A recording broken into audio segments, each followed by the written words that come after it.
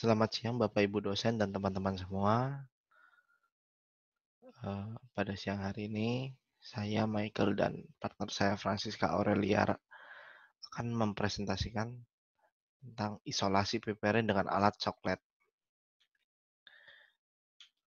Isi dari presentasi pada siang hari ini adalah dasar teori, alat, bahan, dan cara kerja, hasil dan perhitungan. Dan yang terakhir adalah ada pembahasan. Lada atau yang disebut merica berasal dari famili Piperaceae.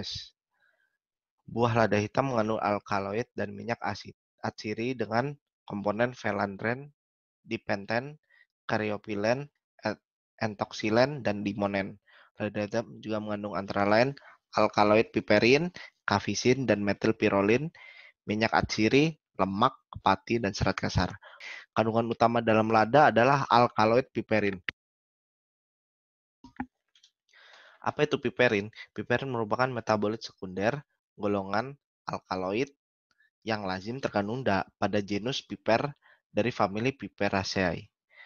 Piperin memiliki rumus molekul C17H19NO3 diperoleh dalam bentuk prisma monosiklik dari alkohol dengan titik lebur 130 derajat Celcius.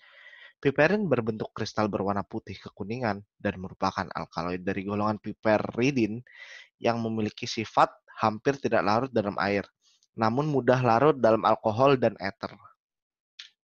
Apa manfaat piperin? Piperin memiliki khasiat sebagai anti-inflamasi, anti-malaria, menurunkan berat badan, menurunkan demam, menetralkan racun bisa ular, anti-epilepsi, membantu meningkatkan penyerapan vitamin tertentu. Isolasi piperin dapat dilakukan dengan menggunakan alat coklat.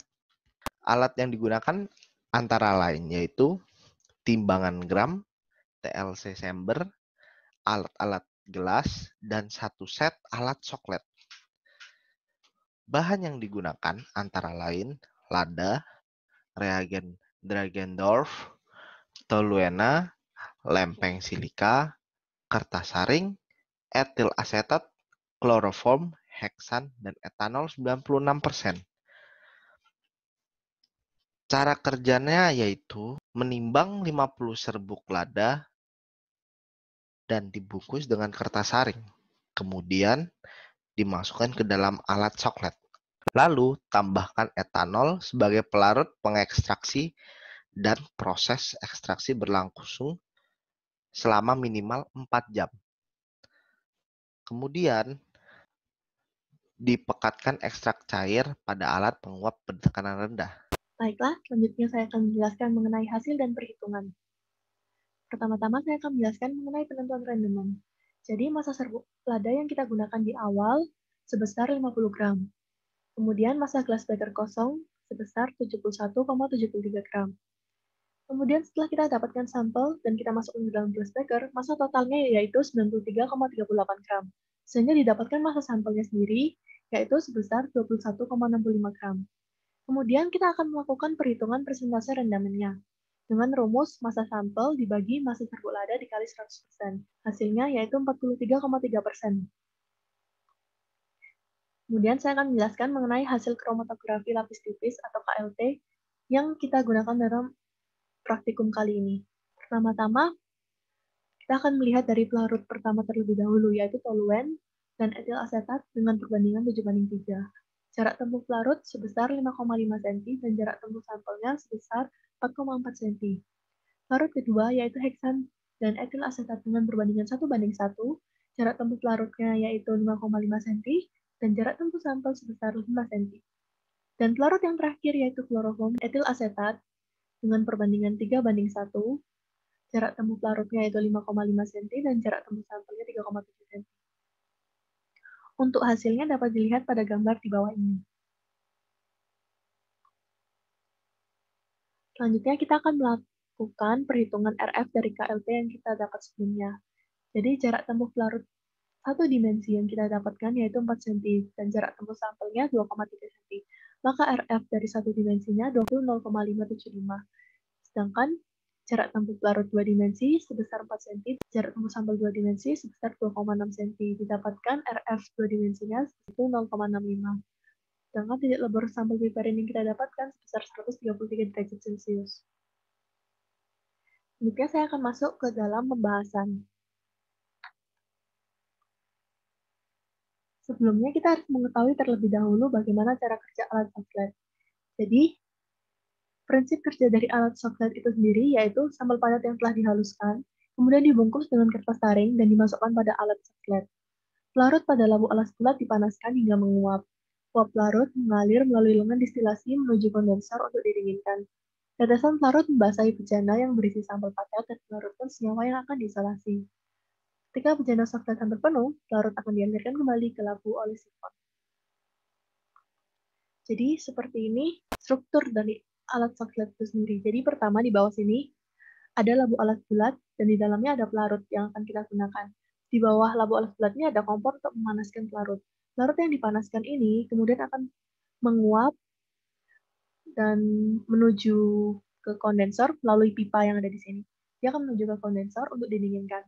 Setelah pelarut didinginkan, pelarutnya akan menjadi tetesan-tetesan yang akan membasahi sampel yang ada di bejana di tengah sini. Setelah sampel dibasahi, maka pelarut ini akan melarutkan senyawa piperin pada serbuk lada yang kita bungkus oleh kertas taring di tengah sini tadi. Kemudian, ketika bejana ini hampir dipenuhi oleh pelarut, maka pelarut ini akan dialirkan kembali ke dalam labu alas bulat oleh sifon. Nah, sekarang apa sih bedanya reflux dan alat Soxhlet?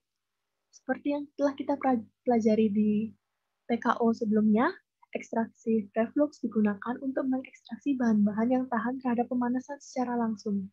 Pada proses ekstraksi secara reflux, sampel yang bercampur dengan pelarut dimasukkan ke dalam labu ekstraksi dan dipisahkan berdasarkan perbedaan titik didih.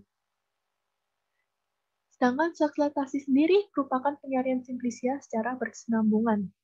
Ekstraksi Soxhlet dapat digunakan untuk sampel dengan tekstur yang lunak dan tidak tahan terhadap pemanasan secara langsung. Larut yang digunakan lebih sedikit dan pemanasannya dapat diatur.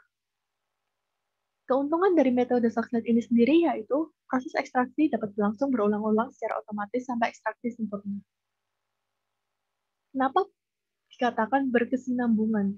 Nah, ini dikarenakan seperti yang dijelaskan dari prinsip Soxhlet sebelumnya, bahwa pelarut yang ada di labu alas bulat itu setelah menguap, dia akan membasahi bejana dan melarutkan senyawa piperin yang akan kita ekstrak. Kemudian, ketika bejana ini mulai penuh, maka pelarut ini akan dialirkan kembali menuju labu alas bulat oleh Soxhlet. Baiklah, selanjutnya saya akan menjelaskan mengenai apa sih volume satu siklus itu. Jadi, volume satu siklus menyatakan banyaknya volume pelarut yang digunakan dalam satu siklus ekstraksi.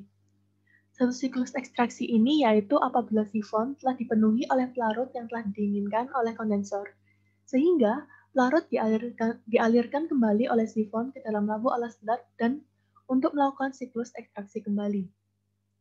Nah, nilai volume satu siklus bergantung pada volume sifon yang digunakan. Volume sifon yang digunakan umumnya sebesar 85 ml. Selanjutnya kita masuk ke dalam inti pembahasan. Jadi, piperin merupakan senyawa alkaloid yang tidak larut dalam air, namun dapat larut dalam alkohol. Oleh karena itu, pelarut ekstraksi yang digunakan yaitu etanol. Nah, kenapa sih kita menggunakan pelarut etanol? Etanol sendiri merupakan pelarut yang ideal untuk mengekstraksi.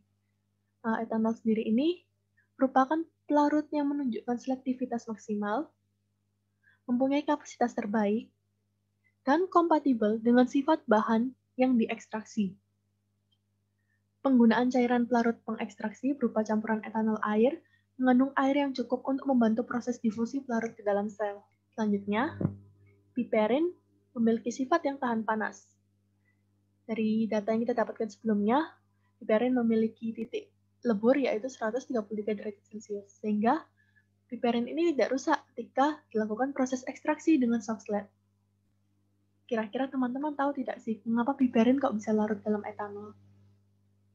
Jadi piperin ini kan merupakan senyawa alkaloid. Nah, senyawa alkaloid itu mudah larut dalam air jika berupa garam dengan penambahan asam. Alkaloid dalam bentuk bebas atau bentuk basanya mudah larut dalam larut organik, namun sukar larut dalam air. Seperti yang dijelaskan di dasar teori sebelumnya, piperin tidak larut dalam air, namun mudah larut dalam alkohol. Sedangkan etanol 96% yang kita gunakan di praktikum ini menghasilkan rendemen fraksi alkaloid paling besar, berdasarkan literatur. Kemudian poin ketiga, sampel dihaluskan terlebih dahulu agar luas permukaan kontak yang bereaksi meningkat sehingga reaksi berlangsung cepat. Hal ini dikarenakan makin luas permukaan kontak, maka frekuensi tumbukan antar partikel juga meningkat. Selanjutnya, poin keempat, ekstraksi akan dihentikan ketika filtrat sudah tidak berwarna lagi, yang menunjukkan bahwa sudah tidak adanya senyawa yang terekstrak lagi. Nah, sekarang teman-teman tahu tidak sih perbedaan dari KLT1D dan 2D? KLT1D atau satu dimensi merupakan jenis KLT yang dilakukan dari satu arah. Sedangkan KLT2D atau dua dimensi merupakan jenis KLT yang dilakukan dari dua arah. KLT dua dimensi digunakan apabila komponen-komponen pelarut memiliki karakteristik kimia yang hampir sama. Eluan yang dipilih harus eluan yang bersifat selektif dengan polaran yang sesuai dengan senyawa yang akan diisolasi. Kenapa kita harus menggunakan silika gel sebagai fase diam kita? Silika gel dan serbuk selulosa merupakan contoh penyerap yang menggunakan mekanisme partisi dan absorpsi. Silika gel di sini berperan sebagai fase diam yang sifatnya polar. Silika gel yang digunakan merupakan silika gel 60F254 yang memiliki indikator fluoresensi sehingga dapat bersinar ketika diberikan UV panjang gelombang 254 nanometer dan akan menghasilkan pita pemisahan warna gelap. Sedangkan ketika disinari UV 366 nanometer, absorben ini tidak akan mengalami fluoresensi sehingga latar belakang yang dihasilkan adalah berwarna gelap. Berdasarkan studi literatur, eluan terbaik yaitu toluene dan etil asetat perbandingan 7:3. Fase gerak toluene dan etil asetat digunakan karena bersifat semipolar, di mana tingkat kepolarannya sesuai dengan piperin, sehingga dapat memisahkan piperin yang juga bersifat semipolar dari kandungan ekstrak lainnya. Fase gerak harus diatur sedemikian rupa sehingga harga RF absolut terletak antara 0,2 sampai dengan 0,8 untuk memaksimalkan pemisahan. Dalam hal ini, fase gerak toluene dan etil asetat digunakan karena bersifat semipolar, sehingga dapat memisahkan piperin yang juga bersifat semipolar dari kandungan ekstrak lainnya. Kemudian, berdasarkan hasil KLT, jarak tempuh spot dengan pelarut ini berada di tengah-tengah, yang mana dapat menunjukkan pemisahan senyawa atau komponen lain yang ada di atas dan di bawahnya. Sementara, heksana terlalu nonpolar dan kloroform terlalu polar, sehingga pemisahan senyawa atau komponen kurang terpisah dengan baik. Kemudian, pada praktikum ini juga digunakan reagen Dragendorf. Reagen Dragendorf merupakan reagen yang berfungsi untuk mengidentifikasi adanya senyawa alkaloid. Reaksi ini memastikan bahwa bercak pada KLT adalah senyawa alkaloid. Keberadaan senyawa alkaloid ditandai jika hasil penyemprotan terbentuk noda berwarna jingga pada plat. Reagen Dragendorf merupakan larutan logam berat. Ion logam berat yang ada dalam reagen bergabung dengan nitrogen yang ada dalam alkaloid membentuk suatu amina tersier atau dalam kasus tertentu sebagai amina sekunder. Reaksi antara pasangan ion ini membentuk endapan kompleks yang berwarna kuning atau merah bata. Kesimpulannya yaitu, pertama, piperin diisolasi dengan menggunakan alat Soxhlet dan dengan pelarut etanol. Prinsip kerjanya yaitu, serbuk lada yang telah dihaluskan kemudian dibungkus dengan kertas saring dan dimasukkan pada alat Soxhlet. Pelarut etanol pada labu alas bulat dipanaskan hingga menguap. Uap pelarut mengalir menuju kondensor untuk didinginkan. Tetesan pelarut membasahi bejana yang berisi sampel padat dan melarutkan senyawa piperin yang akan diisolasi. Kedua, KLT satu dimensi merupakan KLT satu arah yang digunakan untuk memisahkan senyawa atau komponen berdasarkan perbedaan polarannya. Pada KLT satu dimensi hanya digunakan satu jenis eluan uji. Dan kesimpulan yang terakhir yaitu, KLT dua dimensi merupakan KLT yang dilakukan dari dua arah dengan dua jenis eluan yang berbeda.